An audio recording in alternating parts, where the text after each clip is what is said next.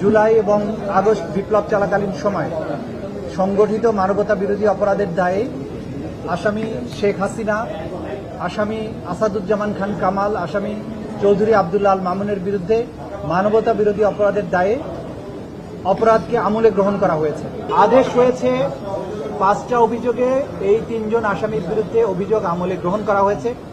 তাদের বিরুদ্ধে নতুন করে গ্রেপ্তারি পরোয়ানা জারি করা হয়েছে। আগামী 16ই জুন অর্থাৎ ঈদের ছুটির পরে 16ই জুন আসামিদের উপস্থিতি এবং আসামিদেরকে গ্রেপ্তার করে হাজির করার জন্য নির্দেশ দেওয়া হয়েছে।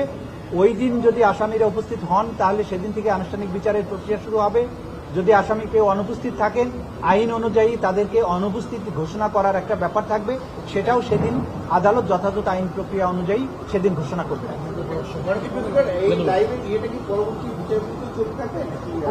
আপনারা সবাই জানেন যে আমাদের আইনে লাইভ সম্প্রচার বা সম্প্রচারের ব্যাপারে এটা এখতিয়ার দেওয়া হয়েছে ট্রাইব্যুনালকে।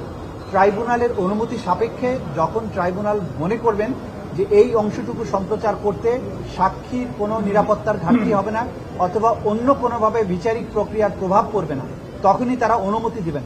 লাইভ সম্প্রচার ভবিষ্যতেও হতে পারে, তবে সেটা নির্ভর করবে আদালতের অনুমতির উপরে।